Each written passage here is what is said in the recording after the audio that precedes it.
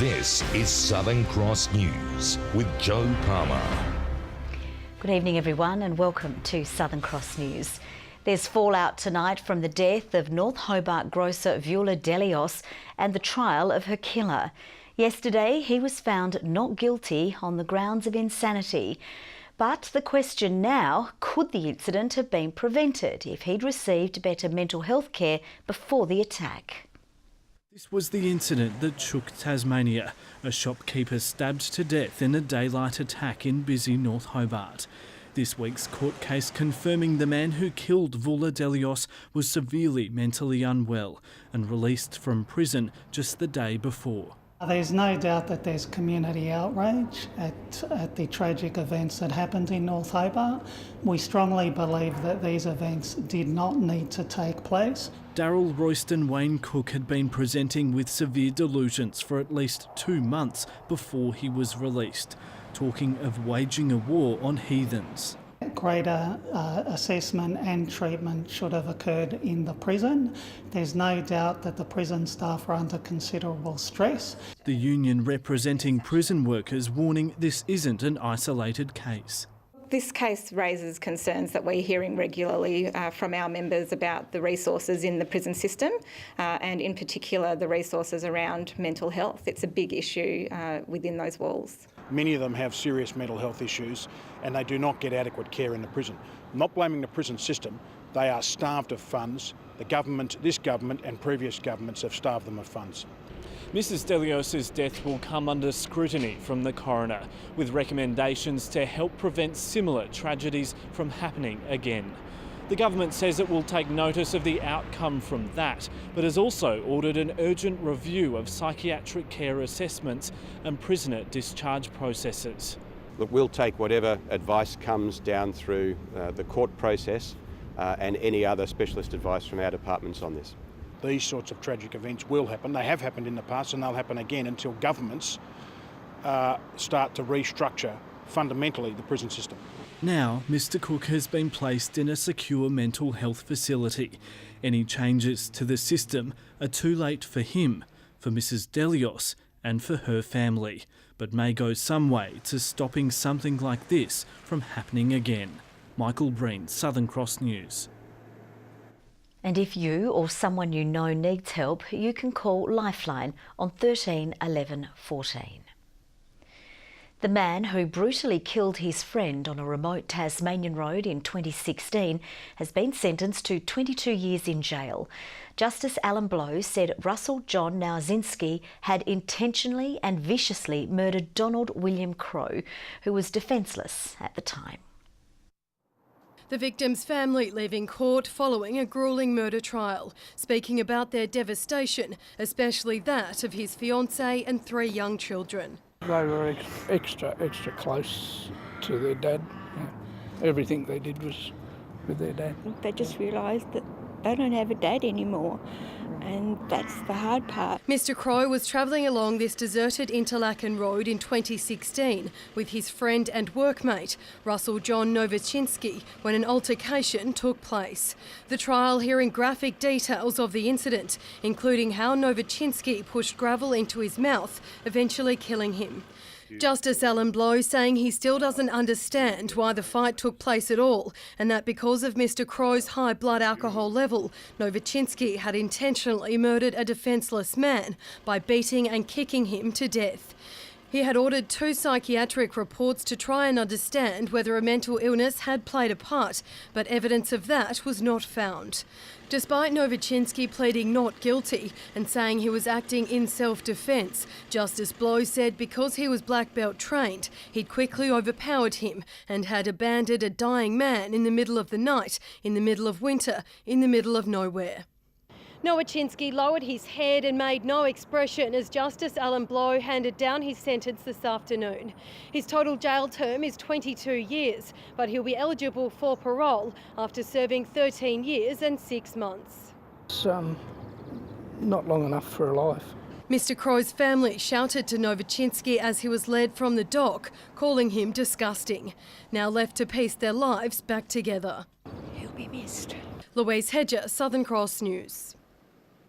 In developing news tonight, the Cricket Australia sacking scandal has been resolved with a settlement. Tasmanian woman Angela Williamson had been pursuing an unfair dismissal case. She was sacked as the organisation's government relations manager earlier this year after tweeting criticisms about the state government, including abortion services. In a statement a short time ago, Cricket Australia says Cricket Tasmania and Angela Williamson have been able to reach a mutually satisfactory resolution of the matter. Details of the settlement haven't been revealed. A 22-year-old motorist is being questioned by police in relation to a fatal crash which occurred in Launceston last Friday. Police allege he sped through a red light on Frederick and Wellington Streets, killing a Launceston father of two. No charges have been laid and investigations are ongoing. A report is being prepared for the coroner. Renewed calls for the government to subsidise the vaccine for Meningococcal B have intensified after a 15-year-old boy was diagnosed with the strain in Launceston overnight. It's the 9th confirmation of the disease across the state this year, but the Department of Health says there's no cause for concern. A 15-year-old boy, the latest to be diagnosed with meningococcal B. Parents of students enrolled at the Launceston school attended by the teen were notified of the case in a letter and reassured it's unlikely anyone else from the school community will develop meningococcal disease.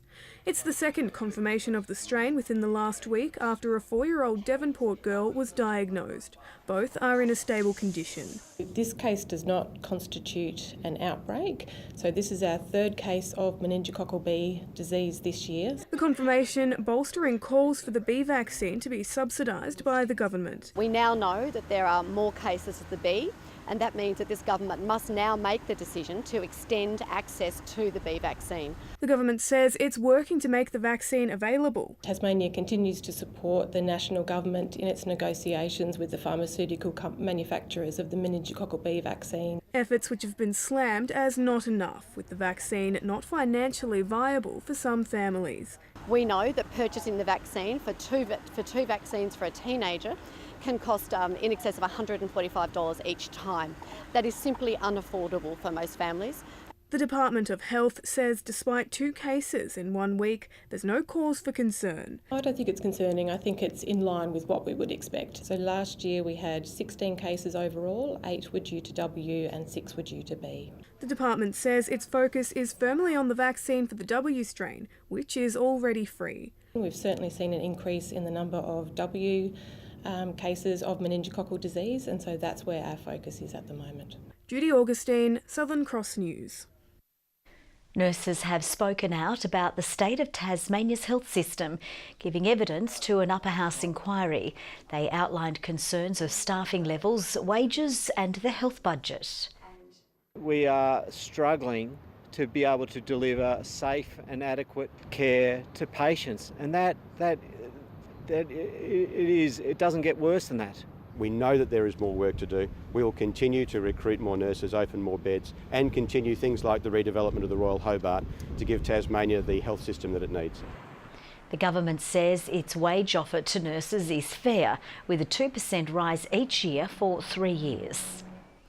Tasmanian farmers will soon be able to sell their produce within the fruit fly control zones, with Biosecurity Tasmania lifting restrictions.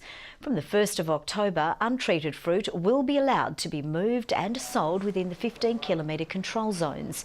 But existing control measures will remain in place for those properties within the tighter 1.5-kilometre infected areas where fruit fly was found last summer. It's expected restrictions on farmers in that area will be lifted by January. Tasmanians who have risked their lives to rescue others are being nationally recognised for their heroism. Among them, rescuers who spent 12 hours saving a woman who'd fallen almost 100 metres into a dark cave, and another who saved 2 men stranded by a freak wave.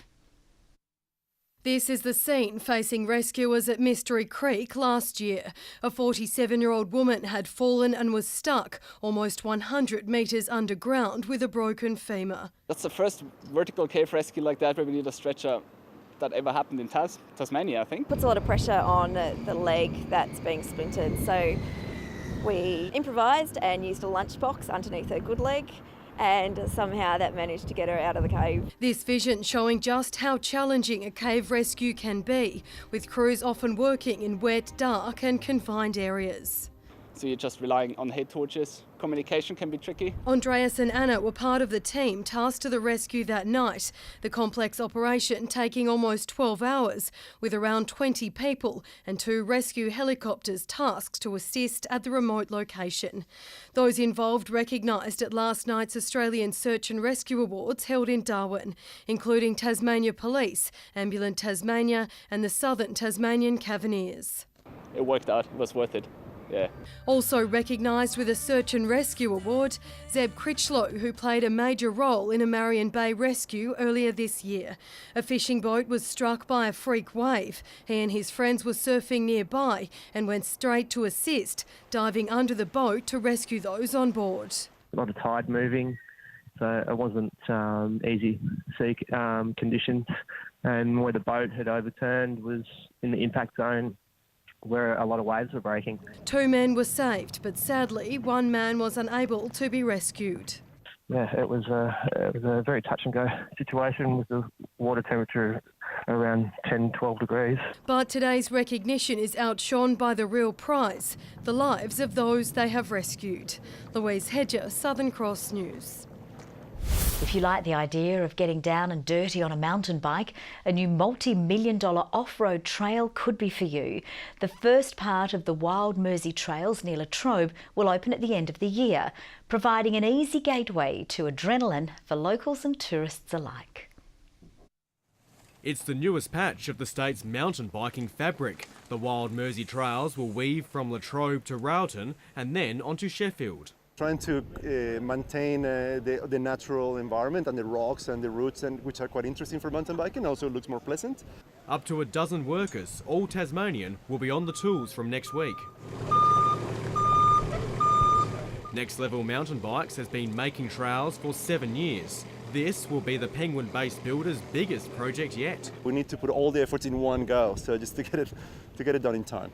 Wild Mersey isn't designed to compete with the hugely successful Derby trails, but rather to complement it as a first stop for tourists. This one has a bit of an advantage in that it's very close to the Spirit, so riders can come straight off the boat and basically straight onto this track. I'm really pleased about the opportunity there'll be for locals to wander up these trails, to ride their bikes, to share some time with family. The first 15 kilometres will be open to the public by the end of December, but it could be years before the full 100-kilometre epic is ready to ride. Tom Johnson, Southern Cross News. When Melbourne takes on the Hawks in tonight's do-or-die final, they'll have a secret weapon on their side. A boy who suffers from muscular dystrophy has formed a strong bond with one of the team's stars and is now the Demons' good luck charm. In just over an hour, Lucas Peters will be inside the G front and centre cheering on his beloved Demons. Big night. But as much as he loves them, they adore him too. He's a massive Demon supporter, so we've won 3 in a row now. It's his lucky charm. He's come to every game. I used to be the bad luck charm. I was 0 and 11, and now I've won like 6 in a row. The 12-year-old Tasmanian has been welcomed into Melbourne's inner sanctum after developing a close friendship with Petrarca 3 years ago. He's never far from his best mate's side. Last week he rode the pre-game nerves going through the banner with the Demons. Then after their win against Geelong, he was in the room soaking it all up. What was that like? Very loud. Yeah, I was in the song as well. Petrarca pays for Lucas and his dad Mick to travel from Hobart to be by his side. But it's a tough journey. Lucas suffers from muscular dystrophy, but days like today take some of the pain away. He's been suffering since he's born, so it really does put your life into perspective. The pair met at Dee's training and instantly bonded. Petrarca was recovering from a season-ending knee injury and Lucas had just had surgery on his legs. They've been inseparable ever since. Petrarca had his biggest fan by his side when he made his AFL debut in 2016. But this Melbourne-loving tale takes a twist. Lucas's dad is a staunch Hawthorn supporter, so things in the stand might get a little bit interesting tonight. Yeah, I'm a Hawthorn supporter, member, have been for many years. Torn between two loves tonight. Well, now let's take a look at the day's business and finance news with thanks to Tasplan, your local super fund. Australian shares have finished higher today, buoyed by improving sentiment around trade and solid Chinese economic data. The ASX 200 index rose 36.6 points. A short time ago, the Australian dollar was trading at 72 US cents and 109.32 New Zealand cents. Jake Birtwistle has claimed Triathlon Australia's highest honour. The Tasmanian has been named the body's Performer of the Year and taken out the Athlete's Athlete Award as voted by his peers. The accolades come on the eve of the World Triathlon Grand Final on the Gold Coast. Birtwistle is well within reach of claiming the World Triathlon Series crown. He's sitting second in the rankings behind Spain's Mario Mola. Good evening. Bushy Park, friendly beaches and Hobart with our top today of 22 degrees on what was Tasmania's warmest day since May. Launceston and Burnie 17 and Devonport 16. Mainly fine today with no significant rain to report. Campania and Grove 21, Ouse and Flinders Island 20, King Island, St Helens and Strawn 19, Smithton 18 today and Lyoweeney 11. Mostly clear with just some patchy cloud over central regions, but a high-level prefrontal cloud band is sneaking into the picture, and we can see that in more detail as that cold front approaches Tasmania. A cold pool of air runs behind it with clouds stretching back to WA. Tomorrow the front crosses in the morning, followed by a surface trough in the afternoon. Another trough extends across the centre of the nation, splitting high pressure zones. Northwesterly winds up to 35 knots will turn west-southwesterly at 40 knots during the afternoon and evening, but up to 45 knots over the north and south, swells touching 6 metres. A severe weather warning for damaging winds over the north coast and northwest, a gale warning for all coastal waters, a small craft wind alert for the lakes, also a bushwalkers alert for the Western and Central Plateau districts, a warning to sheep graziers for all grazing areas. For Hobart tomorrow, a bit of rain, bit of wind and 17 degrees, 14 the top for Maydena, a possible storm and 11 the high for Oatlands. Launceston, rain and wind, mostly in the afternoon, 15 the top, 15 for Devonport, same sort of forecast and just 8 for Lyoweeney. Burnie, rain and wind and 15, 14 the high for Strawn and Marrawar with that same forecast, and the east doesn't miss out either, a bit of rain for St Helens, Swansea and Orford, all on 17 degrees. On Sunday, showers over the west and south, maybe a thunderstorm and small hail. Fine though elsewhere. Showers extending throughout on Monday, not much over the east coast. And on Tuesday, showers over the north and west reaching elsewhere during the day. Sunny in Perth tomorrow. Showers easing from Adelaide but hanging around in Melbourne.